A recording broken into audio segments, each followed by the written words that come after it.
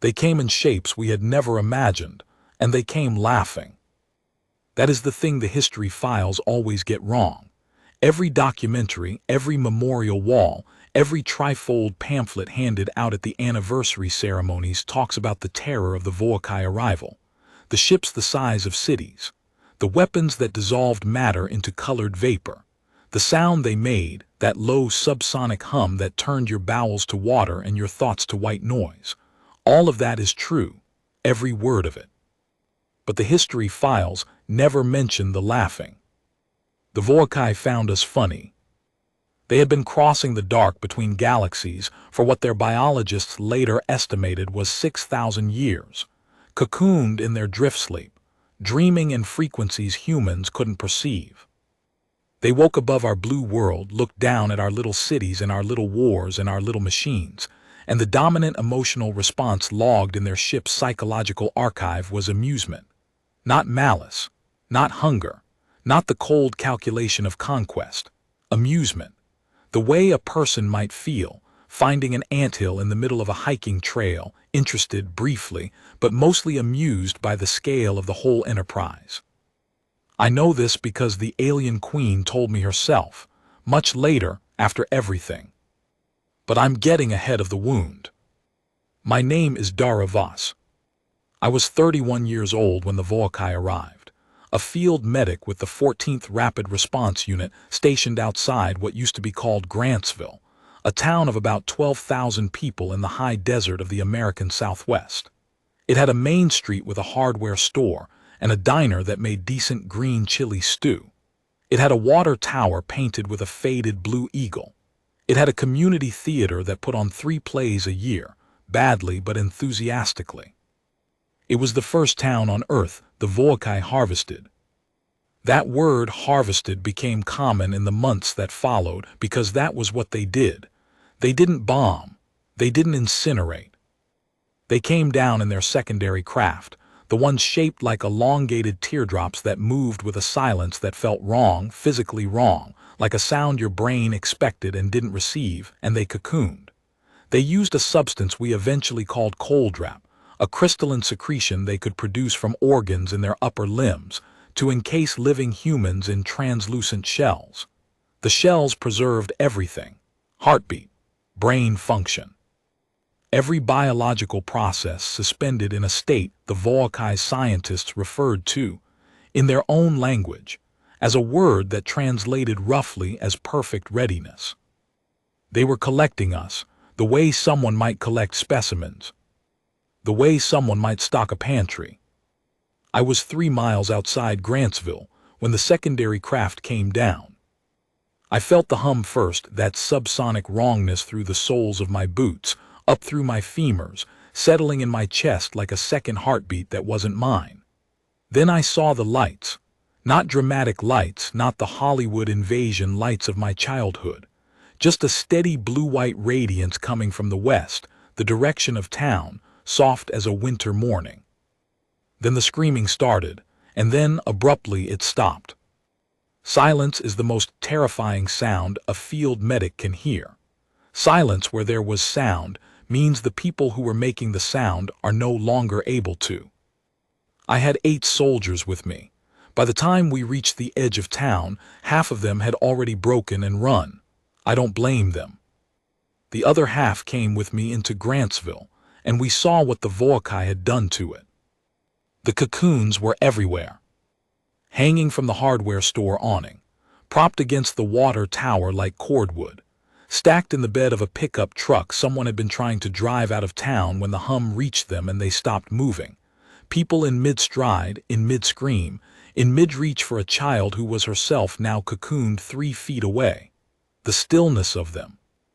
The terrible, perfect stillness of 12,000 people caught between one breath and the next, their faces visible through the crystal, their expressions locked at the exact moment the colddrap reached them. One woman was laughing at something. Whatever it was, she'd been caught in the middle of the laugh. She hung from the awning of the community theater in her winter coat, mid-laugh, frozen, and above her the marquee still read OUR Town, 3 NIGHTS only. I stood there longer than I should have. One of my soldiers, a 20-year-old from Kansas named Privet, put his hand on my shoulder and said, quiet and certain, "We have to move, Sergeant." He was right. I moved. The Volkai soldiers, the ones we later called runners because of the way they moved quick, fluid, on limbs that bent in too many places, were still working the outskirts of town. They hadn't seen us yet. They were focused on their harvest, moving through the streets with the efficiency of people doing a job they've done before, on many worlds, many times over. Each runner carried a cold wrap dispenser roughly the size and shape of a fire extinguisher. They would locate a human, assess them with a sweep of the three-lobed sensor organs above their eyes, and if the human was deemed acceptable, by criteria we didn't yet understand, they would spray. The crystal formed fast, faster than running, faster than screaming. We got out of Grantsville with two things: our lives, and one runner that Privet managed to knock unconscious with a steel pipe when it came around a corner and surprised us both. We dragged it behind the hardware store and zip-tied its wrists, 4 of them, and Privet sat on it while I tried to remember everything I knew about xenobiology, which at that point was approximately nothing. What I did know was medicine, and I knew that every living thing that breathed bled. The runner bled green.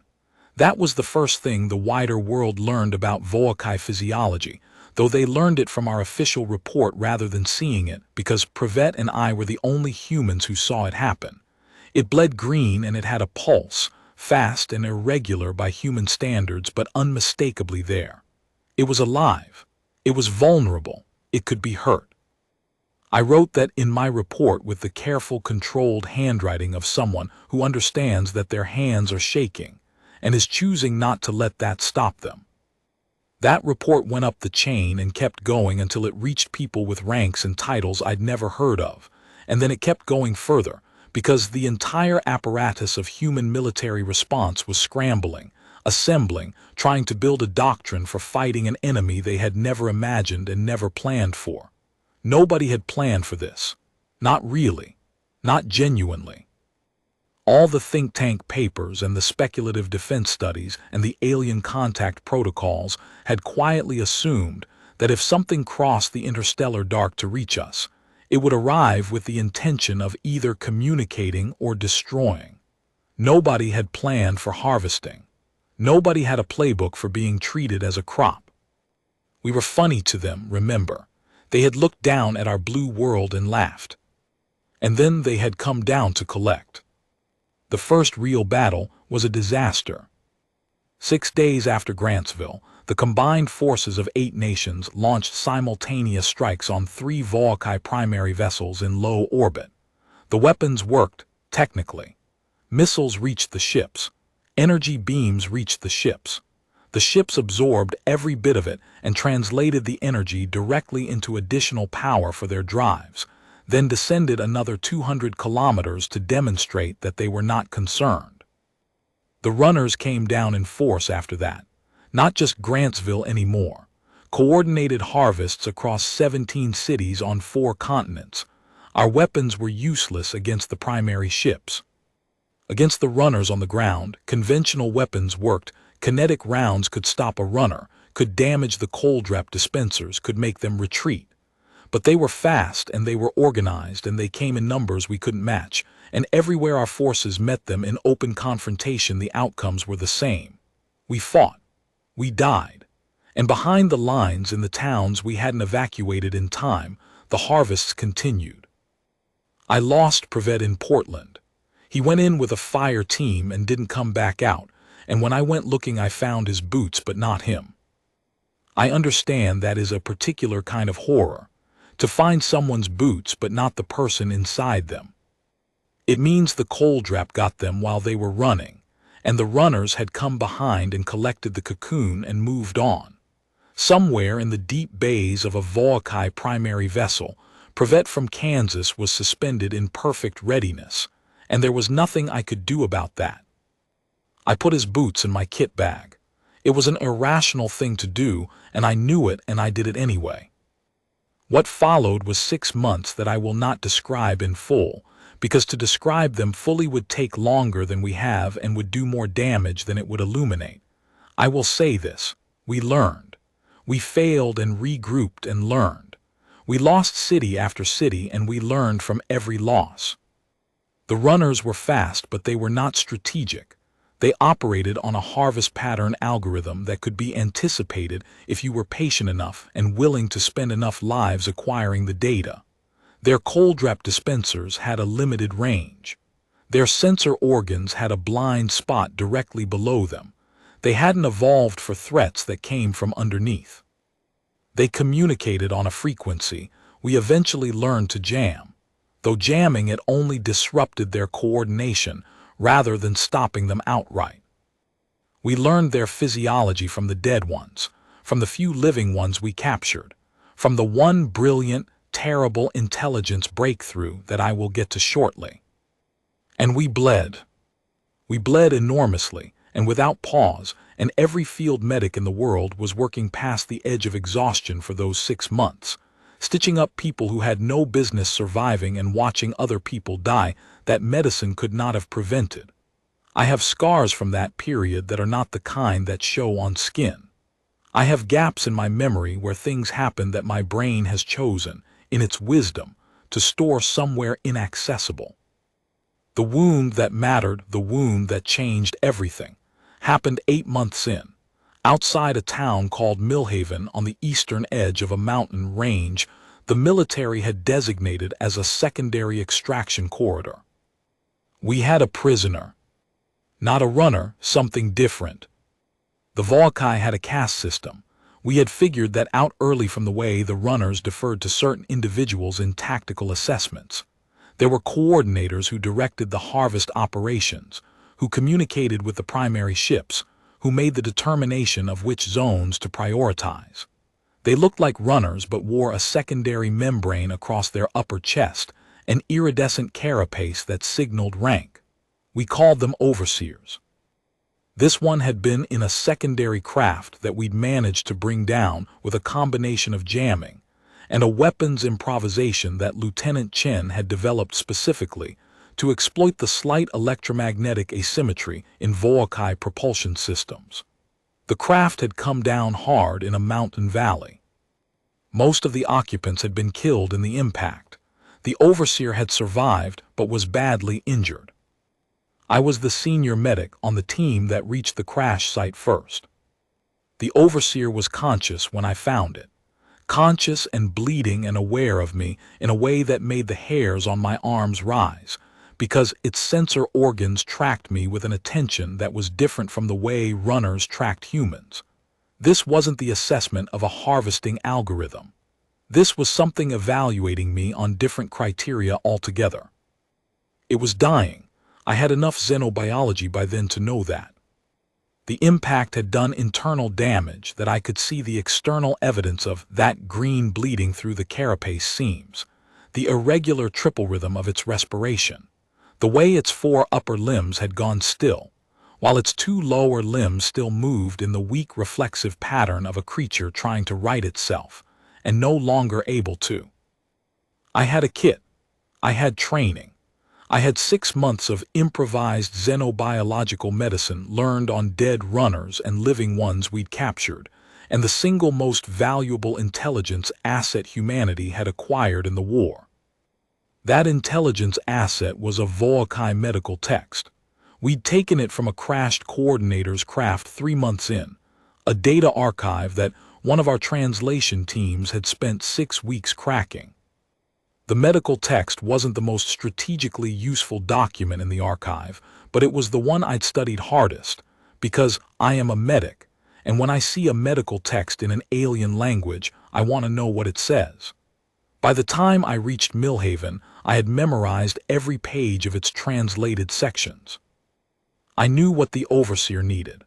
I knew because the Volkai medical text described the injury I was looking at, a specific catastrophic failure of the fluid regulation system that, in a human, would be equivalent to internal bleeding combined with septic shock. I knew the Volkai biological response to it, and I knew, from the captured runners we'd studied, That human saline solution worked on Voakai circulatory systems with a 70% compatibility rate. Because the Voakai's biological history included a saltwater period that had left similar chemical signatures in their blood. I had saline.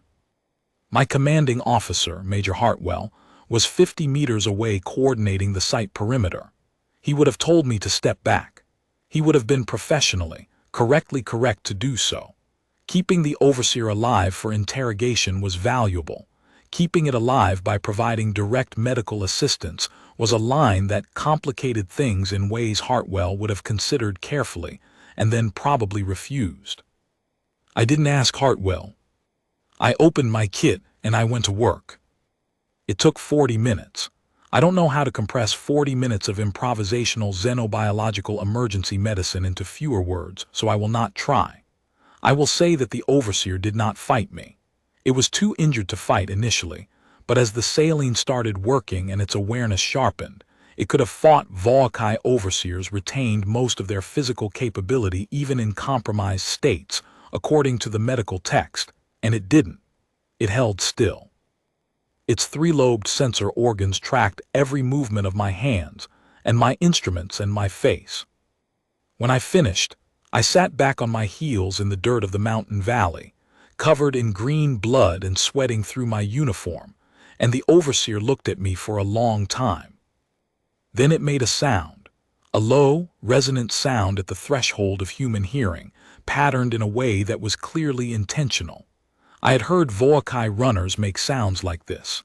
Our linguists had identified it as a non-language vocalization, a tonal category they called emotive signal, something below the threshold of their actual language, primitive and direct.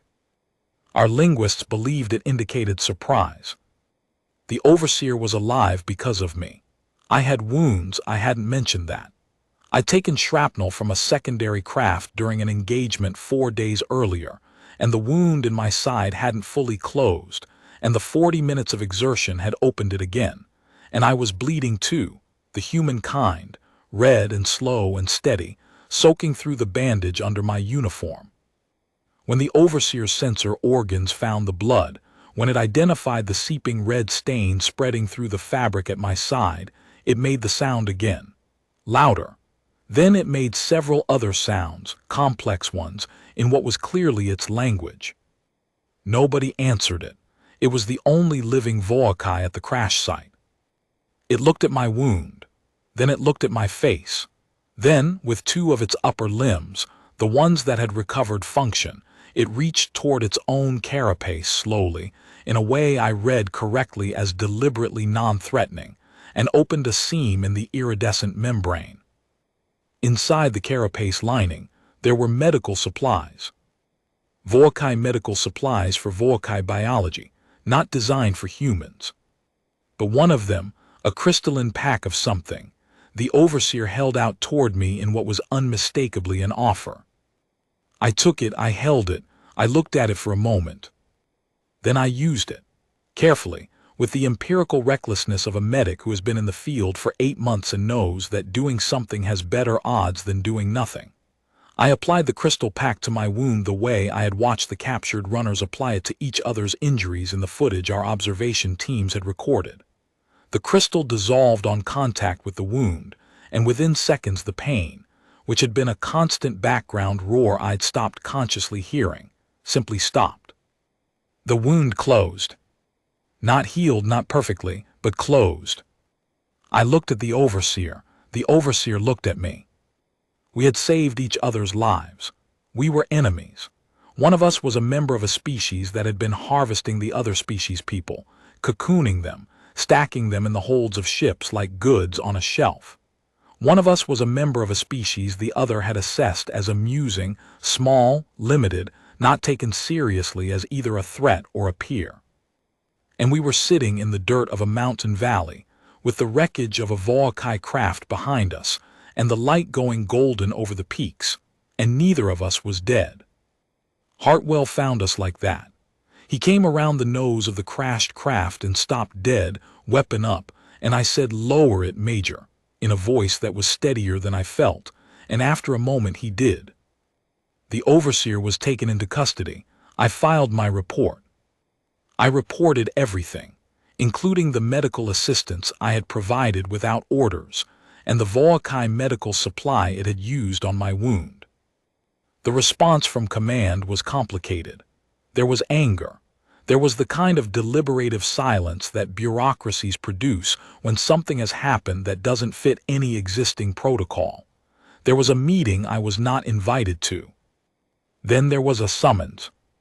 The overseer had been requesting communication since the first hour of its captivity. Not with our interrogators, it had refused to speak to any of them. It had been making the same complex vocalizations, over and over, in a pattern our linguists finally identified as a specific address form, not a generic request for communication, an address. The linguistic form Volkai used to request direct contact with a specific individual. It was asking for me. I went to the holding facility. I went with a translator, a Marine escort, recording equipment, and Hartwell, who had developed a complicated expression around me since Millhaven, somewhere between professional suspicion and something he probably didn't want to identify as respect. We sat across a barrier from the overseer in a room that had been adapted for Volkai atmospheric tolerances, and through the barrier the overseer looked at me with its sensor organs and said, through the translator device our linguists had spent 3 months building, "You are a healer." "Yes," I said. "You healed an enemy. That's what healers do." There was a pause. The translation technology our linguists had built was extraordinary. It didn't just convert words, it attempted to map emotional register, context, cultural weight. The translator in the room, a young woman named Dr. Anand, watched her instruments and made small adjustments and said quietly to me, "It's not asking questions, it's categorizing you." "Into what category?" She frowned at her readings. "Something that doesn't have a human equivalent. The closest I can get is," she paused, "something like witness or testament, a being whose word carries its own evidence." The overseer spoke again. "You bled," it said through the translator. "You were injured and you continued. You healed me though I am the enemy of your kind. You did not ask permission. You did not wait for authority. You acted according to a principle that superseded the conflict." I said nothing. It was still categorizing me. I let it finish. "Our queen wishes to see your wounds." The room went very still. Hartwell said carefully, "Could you repeat that?" The overseer repeated it. Then it elaborated, and Dr. Anand translated with a focused intensity that made her hands go white on the edge of the instrument panel. The Volkai Queen, the title translated as something more than queen, something closer to sovereign who witnesses, was on the primary vessel. She had been receiving the overseer's reports since Millhaven, transmitted through the facility's systems in a frequency we had not been monitoring. She had heard the overseer's account of what had happened in the valley. She had reviewed the biological data. She had made a decision. She wanted to see the human healer who had treated an enemy while bleeding from her own wounds. The negotiations for that meeting took 3 weeks. 3 weeks during which the harvesting operation slowed, not stopped, slowed, and our intelligence teams argued about whether the slowdown was tactical or genuine. 3 weeks during which I received more psychological evaluations than I had in my entire career. 3 weeks during which I slept 6 hours a night on a cot in a facility. I wasn't allowed to leave and reread the Volkai medical text until I could have recited it in my sleep. I was not afraid. That is not bravery, it's honesty about the specific shape of my psychology. I have never been very good at fear in the anticipatory sense. Fear in the immediate sense, when something is actively trying to kill me. Yes, I can access that promptly. But the abstract fear of something coming, that particular flavor of dread, has always been inaccessible to me. What I felt in those 3 weeks was something closer to the feeling before surgery. The focused, narrow, present-tense calm of someone who is waiting to do the work. The shuttle that took me up to the primary vessel was Volkai. I was the only human on it. Dr. Annan had argued to come with me as translator and been refused. The Queen's Court had its own translation systems, older and more sophisticated than anything we had built. I went alone with nothing but my medic's kit, because they had asked me what I would bring and I had said my kit, and nobody had told me not to. The Volcae primary vessel was the most disorienting place I have ever been. It was designed for Volcae physiology and Volcae aesthetics, which meant that the ceilings were higher than a human needed, and the floors had a texture I had to concentrate to walk on, and the lighting came from sources I never identified, ambient and directionless. It smelled like static electricity, and something floral that I later learned was the Volcae equivalent of incense, burned at certain gatherings to mark them as significant. The Queen's receiving chamber smelled strongly of it. She was larger than the runners, larger than the overseer, by a factor that surprised me even though I had been briefed. The Queen caste grew differently, slowly, continuously, without the growth cap that other Volcae experienced at adulthood. She was old enough that her lower limbs had become vestigial. She moved on a platform that the younger Volcae called in their language the carried throne. She was accompanied by 12 attendants and 3 translators, and what I recognized, from my study of the medical text, as 2 healers of her own. She looked at me for a long time before she spoke. I let her look. What she said first, through her translators, was not what I expected. "Show me your wounds." Not a question, not a request. A direct address, the form that expects immediate compliance. The form of Volcae sovereign uses when she has already decided the outcome of the conversation and is simply confirming the premises. I showed her. I took off my outer jacket and lifted my undershirt and showed her the scar on my side, closed now, but visible, the slightly different texture of skin that had been opened and resealed with alien medicine. I showed her the older scars too, because they were there, and she had said wounds plural, and I understood somehow that she meant all of it. She made a sound that her translators didn't immediately render. Then she said something else, and one of the translators spoke to me directly. She says you continued. Yes. You were injured, and you continued doing what your nature required. That's what humans do, I said. There was a long silence. The Queen spoke, complex and layered, and her translators worked rapidly, conferring with each other before rendering. She says the Volcae have harvested many species, many worlds. There are species that fight, that strategize, that sacrifice individually for collective survival. There are species that surrender when survival appears unlikely. There are species of many gradations in between. A pause. She says we are the first species she has encountered that continues to function under wounds that would end another species, not because of pain tolerance, not because of exceptional individuals, but as a species-wide pattern. That your healers run toward the injured while injured themselves. That your soldiers act on principle when authorization has lapsed. That you, the translator, hesitated, conferring briefly, that you grieve and act simultaneously. That you hold loss in one hand and work in the other. I didn't say anything for a moment, then I said, we're stubborn. The translator rendered this. The Queen was still for a full breath.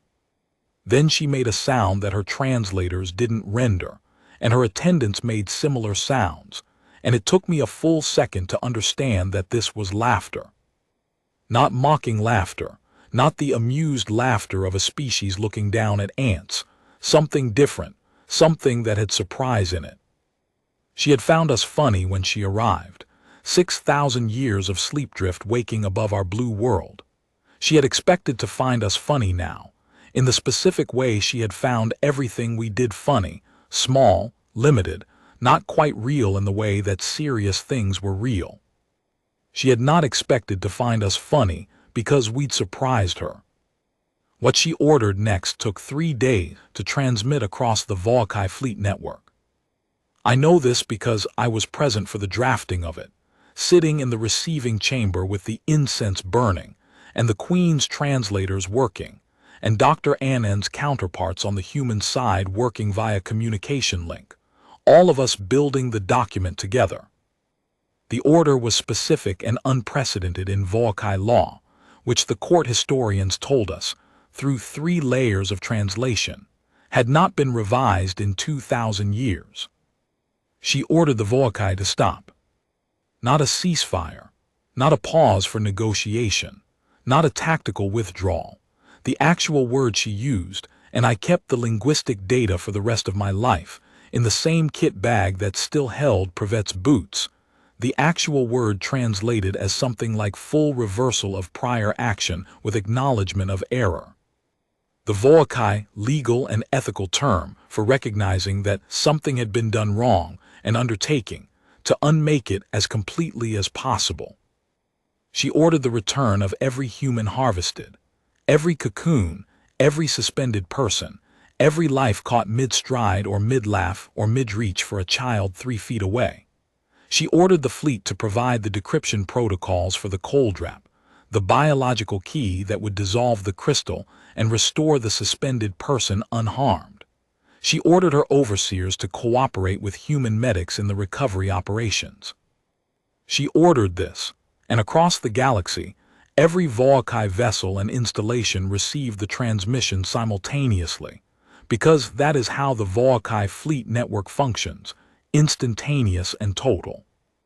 And then she said something directly to me, not through the formal translation system, through her personal translator, a young Volcae I had started to think of as having something like a personality, who had leaned toward me slightly every time I said something the Queen found significant. The personal translator said, "She says she would like to know your name." "Daravas," I said, "Sergeant Field Medic." The translator rendered this. The Queen was quiet for a moment. Then she responded, and the translator said to me, "She says the galaxy will know the name of the human healer who gave her hands to an enemy while bleeding, without permission, without authority, according only to the principle of her own nature." I said I was just doing my job.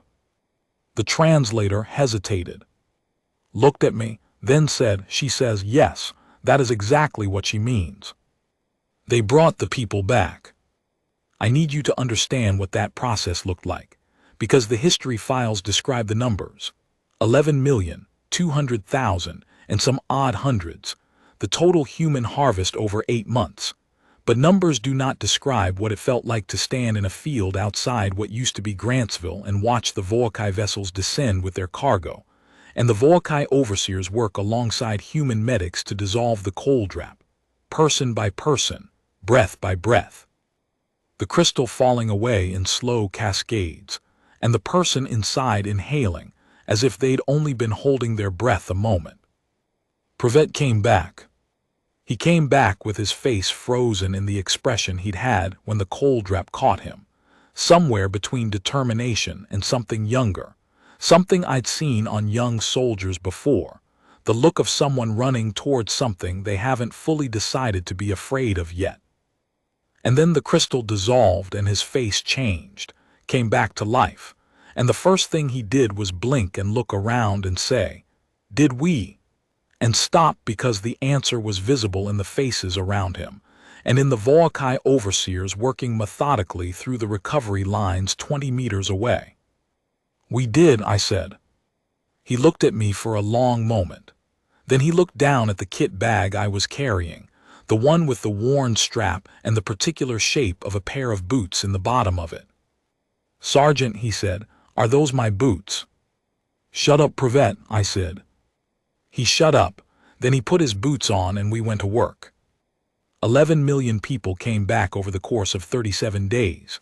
Every one of them came back intact, the coldwrap, whatever else it was, preserved perfectly. Not a single person was lost to the reversal. The Volcae healers who supervised the process worked with a precision that was professional in the same way a good surgeon is professional, not cold, not detached, but focused and thorough and manifestly concerned with the outcome. I watched them work and they watched me work, and somewhere in those 37 days, The first genuine exchange of medical knowledge between our species happened in a recovery field in the high desert with the Blue Eagle Water Tower visible in the distance, and the community theater still advertising our town 3 nights only. The formal treaty came later. The diplomatic history of it is available in any number of places, and I am not a diplomat and was not present for most of it. What I know is the texture of it, the Volokai's admission that they had found us amusing and had been wrong, the human response that was more complex than a single emotion, the slow, painstaking work of translating not just words but frameworks, the way that 2 species with no common history began the long work of building one. What I know is that the Queen sent a personal communication to the human diplomatic team at the start of formal negotiations. It was addressed to me. They forwarded it with a note that said, simply, "The Queen asked that you receive this directly." The communication said, "In the Volokai's 6,000 years of crossing the dark, we have encountered many species. We categorized them all. You are the first we could not categorize correctly. We looked at your wounds and found our error. We looked at your healer and found our correction. We ask that the galaxy be permitted to know this, that you endure, and that your endurance is not stubbornness alone, but something we do not have a word for. We have added a word to our language. It translates approximately as, the way living things continue in the presence of what should stop them. The Volokai word for it, I have the original linguistic data, filed in the same case as Privet's boots and the crystal pack from the overseer's carapace, and the translated Volokai medical text I'd memorized in 6 weeks of sleepless nights. The Volokai word for it is long and complex, and humans generally can't pronounce it. But the concept is ours. The Queen made that clear. She had broadcast the order to the galaxy. Every species in the Volokai network, 37 at that point, we were the 38th, had received the transmission, the order to return the harvest, the acknowledgement of error, and with it, an addendum that the court historians told us was without precedent in 2,000 years of Volokai records. The addendum identified humanity, described us, described what the Queen had seen in the receiving chamber, what she had read in the overseer's reports, what the biological data had confirmed, described the scars on my side and what they meant, and why a species that continued to bleed while working was different, in a specific and important way, from a species that waited to stop bleeding before it worked. The addendum said that the Volokai had visited humanity in error and departed in correction, and that the galaxy should know the name of the species that had made this possible. And then it named us. In the Volokai's own language, in the formal register reserved for species of the first order, the category they had never extended to any species in their 6,000 years of crossing. Humans. It called us humans. It gave us the category name we already had for ourselves, because when the Queen's translators had asked what we called our kind, I had said humans, and she had considered that for a long time and then said that she would use our own word, because we had earned the right to name ourselves in the galaxy's record. Hartwell was there when I got home. He was leaning against the side of a personnel carrier outside the recovery facility, arms crossed, with the look of a man who had spent 37 days processing something and hadn't entirely finished. He looked at me for a long moment. "Sergeant Voss," he said. "Major, you didn't ask permission." "No, sir." "In Millhaven with the overseer, you didn't ask permission." "No, sir." A pause. The high desert evening came down orange and long-shadowed over the recovery fields, over the rows of empty cold-drap casings stacked for Volokai recovery, over the water tower with its faded blue eagle. "Good," Hartwell said. That was all. It was enough. I still have the kit bag. I still carry it, even now, 20 years after Grantsville and Millhaven, and the receiving chamber and the 37 days in the fields. It has the boots and the crystal pack and the medical text, and a small stone I picked up from the mountain valley where I sat in the dirt and put alien saline into an enemy's veins while my own blood soaked through my uniform. People ask me what I felt in the chamber when the Queen said the galaxy would know my name. They expect something large, something appropriately momentous. What I felt was what I always feel when the work is done, and the person on the table is going to be all right. Tired, satisfied, ready for the next one. The woman in the community theater doorway, the one who'd been caught mid-laugh in her winter coat, came out of the cold drop on day 4. I was there when it happened. She blinked and took a breath and looked around at the recovery field and the Volkai overseers and the blue sky, and whatever she'd been laughing at in the moment before the crystal reached her, she laughed again. I don't know what was funny. Maybe she doesn't either now. Some things you lose in the crossing. But she laughed, and the sound of it went out into the high desert morning like something that had been held too long in a closed space and finally got out into the air. That sound, that's what I carry. Not the Queen's order, not the treaty, not the Volkai word for what we are. That laugh, finishing itself 24 hours late, in a recovery field outside a town that still had its water tower and its hardware store and its community theater, 3 nights only, under a sky that was ours again. That's the whole story, that's all of it. We bled, we continued. The galaxy learned our name. And somewhere in the dark between stars, 37 species received a transmission that said, there is a world, there is a species, they have a word for what they are. They call themselves human. Take note.